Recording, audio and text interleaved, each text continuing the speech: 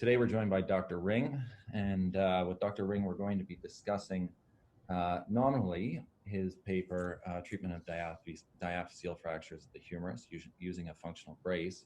But one of the reasons we wanted to speak to Dr. Ring was because of his body of work at the time that looked at the treatment of diaphyseal humeral shaft fractures.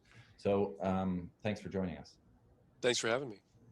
I was hoping you could start by elaborating on the state of humerus shaft fracture treatment at the time and describe some of the factors that were influencing your decision to do this research.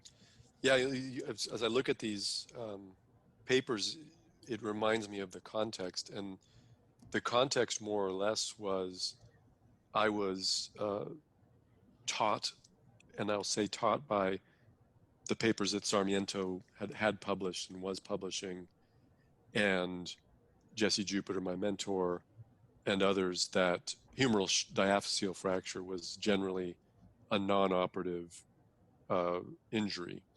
And there was, and I learned some of the particulars of bracing, not that the brace had to be a certain size or shape, but that it actually didn't need to cover the whole fracture. Like it could end above the antecubital fossa like it had to for a distal third fracture. That's not a problem. Also that it could cause skin problems, that sweating was an issue, that people will feel the bone moving around and they'll hate it for a long time. And yet the success rate is high. And so I was treating the vast majority of them non-operatively, and they're not a common fracture.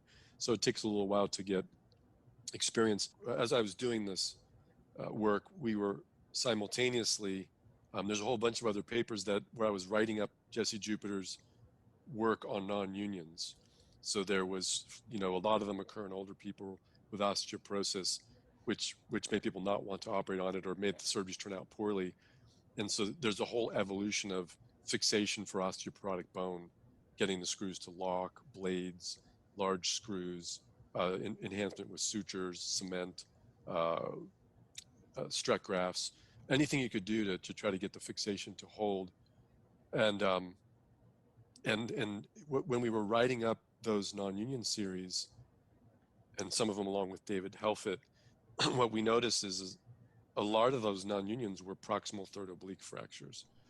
So after I had enough cases to make a decent series, because I'd seen it in my practice, and add to that the whole idea, and I'll call it a bias, sort of a cognitive bias. I'm very interested in that now. It's like how the mind processes these things. And people look at a distal third diaphyseal humerus fracture and they think that won't heal in a brace. But that's the one that always heals in a brace. And I notice I use the word always. I know how dangerous that is to say always or never. But anyone watching this, if you have a non-operatively treated distal third diaphyseal humerus fracture that doesn't have something strange, because I've made this offer a lot and people send me pathological fractures or Charcot or whatever. No, send me a straightforward non-union. I need to see it because I haven't seen it yet. All of the non-unions we've seen are weird stuff and usually misoperative treated. So that's the one that actually heals, and it probably would heal without a brace. But the proximal third oblique definitely have a non-union rate, and it's somewhere around 25%, which is higher than clavicle. But if it's healed or not around 4 weeks. If it's still moving at 4 weeks, it's not going to heal. And we had a lot of trouble with that around this time when we were putting these in for peer review. People said the definition of non-union is 6 months, but that's just torture making somebody wait. On the other hand, it's reasonable to wait 4 weeks, 75% chance of healing, doesn't heal, you go in and operate. And that seems to be a pretty foolproof algorithm in my mind. Is natural healing is great, except for proximal third oblique. And then we added in the distracted fractures later on. More recent study was to look at the ones that are like have a half a centimeter or centimeter gap. Those are, you got to watch those closely. Those don't always heal, but you'll know within a month, and then you can operate. And it's not much harder to operate in a month compared to right away. So that's sort of what I do. Yeah, it seems like that 4-week statement was pretty prescient because, and I think you hedged your bets a little bit in the study. You said if there's still clinical evidence of fracture site motion after 2 months that it wasn't going to go on to heal. And Yeah, I I've think, brought it up to about a month. yeah, and But I if think you're not sure, then just wait another month. Like if if it might be getting sticky and it looks okay on the radiographs, keep waiting. so. Were you doing that at the time? Well, the way that this happens is, the patient says, "I'm miserable," or something like that, and you look at the X-ray and you go, "Gosh, I don't know if that's healing or not." Um, what you'd like to see is it's somewhere around 4 months for a shaft or for mid shaft or proximal third where they can start to bend their elbow. It takes about 6 weeks to get there with a distal third. Uh, and that's where you can argue for operative treatment because you can move your arm right away, more or less, if you can put up with the surgery pain. But if you'd like to avoid surgery, you can. You just got to put up with that in most cases. So it usually comes from either worrying about the X-rays or worrying about the inability to bend the elbow. It takes a little bit longer to abduct your shoulder compared to a proximal humerus fracture, which is usually around a month. So, but if you are worried about it, just take the brace off and just grab the arm and see if it's still floppy. And if it's not floppy, then regardless of what the X-ray shows and regardless of how the patient's complaining, you're probably doing okay. There's some biological attempt to heal that. So just hold steady. And then, despite this higher rate of non-union, uh, you summarized still advocating for brace treatment as the first line of care. Do you think that's still the case? Yeah. So this gets into who decides, right? So you're asking me, do I tell the patient what to do? Never.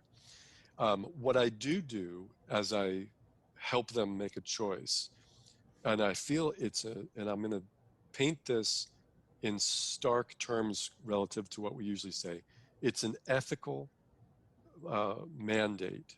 I'm ethically obligated to make sure that they're not deciding based on misconceptions. That they feel like because it's painful, it needs to have surgery. Because the X-ray shows the bones are apart, it needs to have surgery. Because they can feel the bones moving, it needs to have surgery. Simply because it's broken, it needs to have surgery. Those are all very common misconceptions, and they're not, you know, it's not stupid to think that. It's smart to think that, but it's wrong. So it's a cognitive bias or a cognitive error. And those misconceptions are like natural. You should expect your patient to have at least one misconception. Usually they have more than one. And if you allow them to choose based on that misconception, then you are doing them a disservice. Do you think that if you redid these studies now with dash scores, et cetera, do you think that you would have documented much of a difference? No, you know, that's been my career for the last 20 years, is showing what patient-reported outcome measure, and they measure mental and social health. They don't measure pathology very well. Um, you can have a trashed knee and a great KOOS score as long as you have good social support.